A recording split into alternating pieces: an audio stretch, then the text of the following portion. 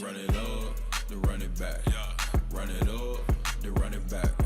Run it up, run it back. Guys, we're gonna bring our final guest up here, and this is an absolute honor and a pleasure. Walt Clyde Frazier. To the stage he comes. Yeah. Oh, look at this fit. That is a hell of a fit. This never disappoints. Never, ever, ever. This is awesome. Come on down. I like the subtle outfit for tonight. I appreciate you bringing it. All right, we got to talk a little bit about your time, your 60s and 70s, basketball greatness. Did you ever play here? Like, tell me about a little bit how you played ball around the city. I never played here. I played at the Rucker tournament. When I was a rookie with the Knicks, I was a first-round draft choice. So I played there on a team with Willis Reed. Oh, yeah. It was like a video game. Guys were jumping all over the basket. I was like, who are these people? It was, you know, you couldn't even get on the court. There were so many people on the court. They were hanging all out of the trees everywhere. And, you know, Nanny Galt, those guys, Helicopter, all of the New York legends, those guys were playing. So it was very intimidating. I would think so. Well, let's talk current Knicks now. We just heard from Rafer, from Sam. Obviously, the Knicks add Mikal Bridges. They trade for Karl Anthony-Towns. It sounds like huge upgrades on paper. What do you think this does to the team versus last year? Are the expectations championships? Can they compete with the Boston Celtics? Everyone's kind of talking about that, but they seem to be a real threat. Yeah, I like Randle, right? I like Randle. I thought he would come back with a vengeance. He had a lot to prove. So I was, like Kat said, I was flabbergasted by the trade. But since he's there, I mean, we improved a guy that can open up the court. It should help Brunson. Our bench, though, the bench is a question mark right now. We lost Devo. I hated losing Devo, one of the better three-point shooters. So this is something that I think Deuce is an opportunity for Deuce and Payne to come off the bench and step up and make a difference. But now already, I always said if we could stay healthy, I like our chances against anybody, and Precious is already out. But overall, I'm very optimistic, and hopefully that the Knicks can get back to our former grandeur, win another championship. Walt, you mentioned Julius Randle and the impact that he had. In your opinion, why do you feel like the Knicks fans didn't really appreciate him, really gravitate towards what he brought to the table? Why do you feel like that was so? You know, it was unprecedented. I never saw that before because Knicks fans are the best, most knowledgeable, the most supportive. I think what turned them off against Randle, he gave them the finger once or something, and that kind of alienated half of them. They never forgave him for that. The other half did. So he was never that guy like Bernard or any normal superstar that plays with the Knicks where he got that adulation. But I was happy to see now that he's traded, they are saying what he did do for the team. I mean, he was an all-star, all-NBA player. So he brought some stability to the franchise before he left. I know, last year was such a fun ride for Knicks fans. The city just had an energy to it. And this town is thirsty. They are very hungry for a championship run. I've heard some say that this is possibly the best starting five now that the Knicks have. What do you say to that? Bullshit.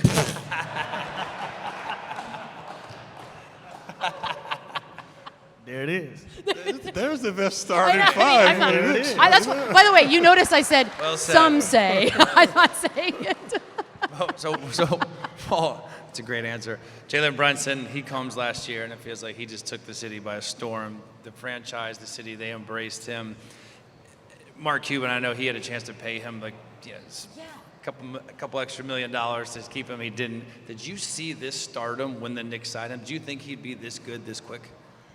Well, when they acquired Brunson, I was apprehensive like everybody else. He's too slow, he's not tall enough, he's not quick enough. And I knew he was only averaging 16 points a game. So I said, man, if this guy can average 20 points for the Knicks, I'd be very happy. He came in and averaged 24 points. Then last season, 28 points. So he's exceeded all expectations that we have for him, and hopefully he can continue to astound and score and dish and propel them to a championship. So you're confident he's the guy, he can be the guy on a championship Knicks team with the pieces that they put around him. He's the guy, right? Yeah, he's the guy they've been looking for since Clyde. I like how you laugh at the end. But you say since Clyde. But there are a lot of Knicks fans out there who feels like Jalen Brunson is the greatest Knick ever. In my personal opinion, I'm an outsider. It's very premature to make too that. early. You winning 2 titles, Hall of Famer, Willis Reed, the impact Patrick Ewing had on the city. If he's not the best, in their opinion, is he top 5? I think, like you alluded to, it's too early. You know, he's only had a couple of seasons. So my greatest Knick is Willis Reed. You know, I learned from the captain. He was tenacious, the way he played the game. And Willis says Patrick.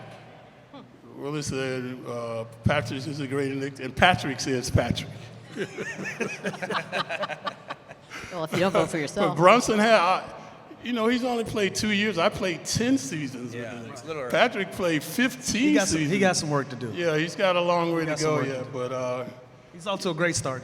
yeah, and he's also the Knick captain. They haven't had a captain in 6 years, so the players designated him as the captain. So the quintessential captain was Willis Reed. He was the guy, but I think Brunson has some of the same qualities. Tenacious work ethic. He's always sharing, caring, and team-oriented, team first. So he reminds me a lot of Willis Reed. I know Tibbs is an acquired taste for many. Personally, I find him charming. But a lot of people think he's hard to play for. I mean, the 38, 40 minutes, you kind of know what you're getting into. You might be the only person that ever called that man charming. I mean, Michelle. he's charming. He's got a way.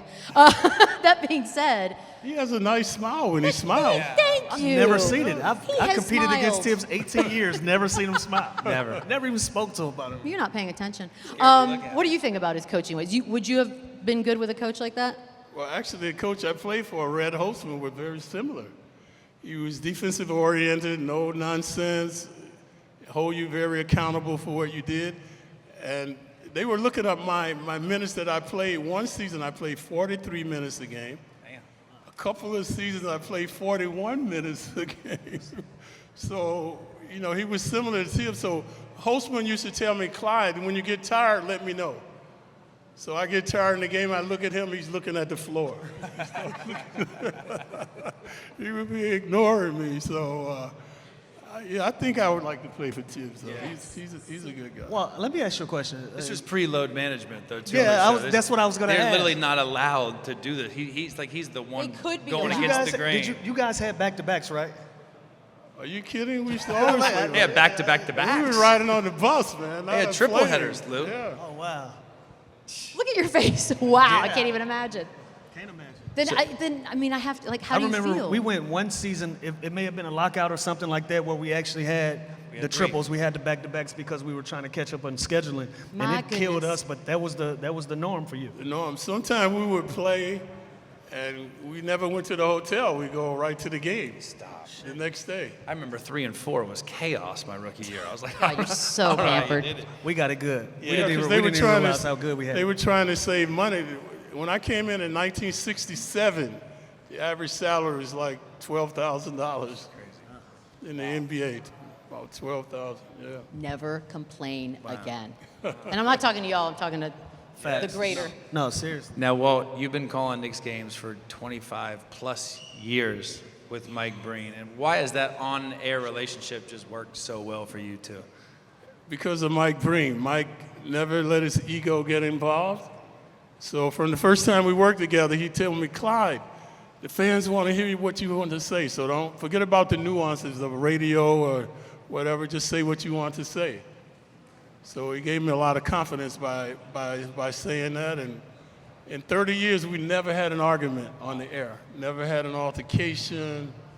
So it's been a beautiful thing, and it's definitely catapulted both of us into the Hall of Fame as broadcasters. You guys are great. It's my favorite to listen to, and there's been a lot, but what is your most memorable, your favorite Mike Breen bang? Well, I go with the most recent one, the Philly game. when we mauled and appalled them. Should have been a foul, and we got the ball, and Devo was able to make a three-point shot that catapulted us to the victory. So that was a good bang.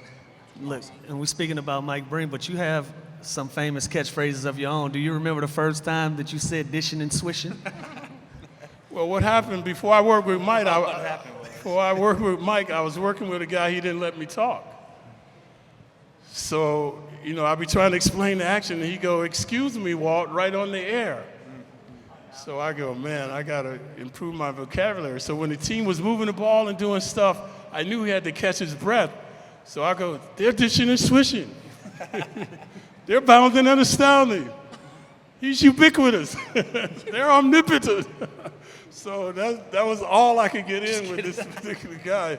So it was a necessity when I first started out, and you know, now the fans enjoy it, a lot of the kids. So I tell the kids, if you learn vocabulary, you can rap. You know, they like to do rapping and the rhyming. So I go into the schools talking about education and how to improve your confidence. Absolutely. Wait, so if that guy had done the job better, we may never have gotten the way you call games? Because that, I mean, I have, people play me the clips all the time, and I die because it's so entertaining. But maybe that wouldn't have been? No, it would not have happened. Holy crap. Well, thank you to whoever you are. I owe him some gratitude, yeah. We all do, because that would have been a disappointment. Let me ask you, Mount Rushmore. You don't have to name the best Knick, but your Mount Rushmore of Knicks. That's easy. Ewing, Patrick Ewing, Willis Reed, Clyde. So those are the big three. One more. The big one, the fourth is the hard one. Fourth one, there's Mello, Amari, Dave DeBuscher, Earl the Pearl, let's see, Bernard King. Oh, yeah. Who would I put there? Maybe Mello. Okay. I like Mello for the young cats. Wow. Yeah, I like Mello. They like for Mello. Mello in the front. Yes, indeed. Well, you mentioned Willis Reed. You said you think he's your greatest Knick. What was it like just playing with him, playing alongside him? It was such an honor because this guy, his personality, he would give you the shirt off his back, man. You know, he would loan you money, whatever you ask Willis Reed. They broke the mold when, you know, he's from a southern guy from Louisiana, and, you know, he was just so kind and generous. And on the court, he'd kick your butt. He didn't take any prisoners, always giving 100%, never letting you rest on your laurels.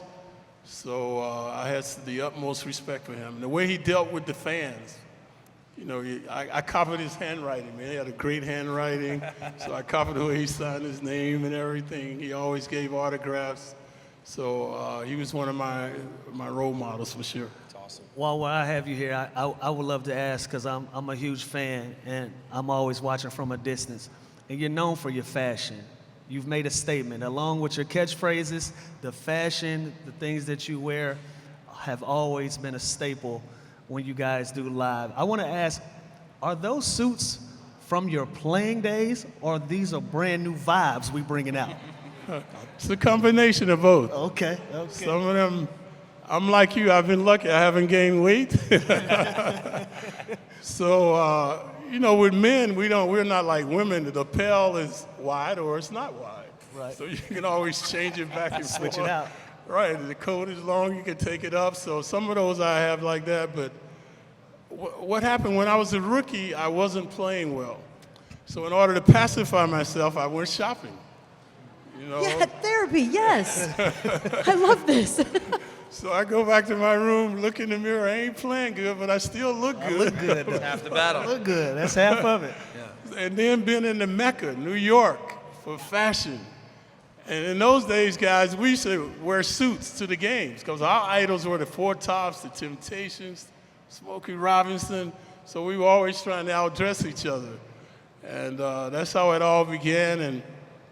And one day I was looking at a car. It was a Rolls Royce parked along the curb. And, you know, I ended up buying a Rolls Royce, the first guy in the league with the Rolls Royce. And I had the wide brim hat. That's how I got the nickname Clyde from the movie Bonnie and Clyde. So and then we started winning the championships. That's when everybody focused on the wardrobe and everything. So That's how it all began. I'm so glad you brought this up, Lou, because I've always wondered this about you when I'm seeing you on TV. Do all of these outfits exist wherever you live, or is there like a warehouse of magic somewhere with everything housed? No, in my apartment here in New York, I have them. Amazing. But what I do in my closets, I have one rack high and one rack low. Yep. So I can double the capacity of suits. But a lot of people think I have them color coordinated and all that. I just, like the day of a game, I don't know what I'm wearing. I have to see the weather report, like what the weather's Oh, gonna these are be game like. time decisions. Well, is there a guy in today's league that you look and see, oh, this guy's got good stuff? Because now the outfits, I'll be honest with you, You ought to see what they out doing of out here control. now, Walt. As you can see, some of these guys, they're using that entry tunnel as a runway. It is a runway. There's some guys that are you liking it? Are you not liking it? Is it too much? Well, I always say, who am I to complain about someone's wardrobe? That's fair. Because, you know, well, my friends used to just call me wearing clown clothes. Like, you got the clown clothes on. But that's what I like about New York. Whatever you wear is in vogue, man. You can pull it off. The people might like it. So. That's awesome. That's kind of interesting because we have like a bit on the show where we sort of, I mean, most of the time it's ripping the outfits. Called We're not fit or trying. brick. Yeah, we're not trying to rip them, but that's what's given to us. So what do you want from us? But then I wonder, So you can't be sensitive. you can't. When I first started, the first time I wore the Clyde hat, everybody laughed at me. The guys on the opposite, they all started laughing because it was like today they were wearing the narrow brim hat. And as fate would have it, 2 weeks later, the movie Bonnie and Clyde comes out. So I walk in the locker room, they go, hey, look at Clyde. So that's how the whole Clyde persona started. Then I used to steal the ball on the court. I used to come up with a lot of steals, and I had a few Bonnies chasing me around, too. It's part of the gig. Why are you guys laughing over there? I'm just thinking he said don't be sensitive, and it's a new. Well, Kyle Kuzma's trying to do something special and different. Yeah. And y'all make fun of Guys him. get a little sensitive about the fit or brick segment of our show. I don't want any where more we trouble make fun with of their Kyle outfits. Kuzma. I'm good. It's nothing personal. If you rock it, you better rock it confident. Is all I'm saying. Did you ever think that you would leave New York City? Was there ever a time where you were tempted to go somewhere else, live somewhere else, or is this is part of you? No, I was devastated when I got traded. I was devastated, and I was depressed. Now, in retrospect, when I look back on it, of all the places to get traded, I got traded to Cleveland. Ooh. I equated that to being shipped to Siberia, man. It's like, shit, not Cleveland. So I'm in Cleveland, and it's in training, and they were talking about the one nightclub they go to. Everybody goes to this one nightclub. I went to that nightclub, I go, oh my goodness, this is gonna be a long winter. This is the best nightclub they've got, so yeah, it was devastating to They leave still New got York. that one nightclub. It's the same one. It's still the same one. It's just one. By the way, Cleveland gets shit on more Well, than you any know, other once town. you leave New York, everything's down. It's true. I mean, the enthusiasm, watching the news, you know, you can't walk. The main thing I missed about not being in New York, being able to walk. So I used to have to go to a shopping mall to walk around, you know, in the winter. There was so much snow, and but Cleveland prepared me for retirement. I played 10 years with the Knicks. That should be their free agent pitch. That should be their motto. Slogan of Cleveland. So I knew I was only going to play 2 more seasons, so I read a lot of self-help books. That was because you went to Cleveland, though. If you were in New York, You would even read in Cleveland, Listen, Chandler. Clyde, I played in Memphis, so I feel you, bro. I feel you. Here we go. And we rip Memphis. We do this every day. Is it the worst NBA city? Don't put Walt in that position. I just Don't want do that. Chandler to Don't put do his that. foot in his mouth. That's really what I Well, want. with Memphis, I don't know, is Memphis... It's not great. It's not as cold as Cleveland, that's It's not for great. sure. It's cold, though. We Well, like there's nothing to Memphis. do. We like Memphis. We like the Not a barbecue. lot of options out there, Walt. Hey, man, that's my hometown. Leave it Yeah. out. Leave it And you alone. don't live there anymore, do you? I do not. Right. I do not. Actually, there are a lot of bad cities in the NBA. Man. There are a lot of...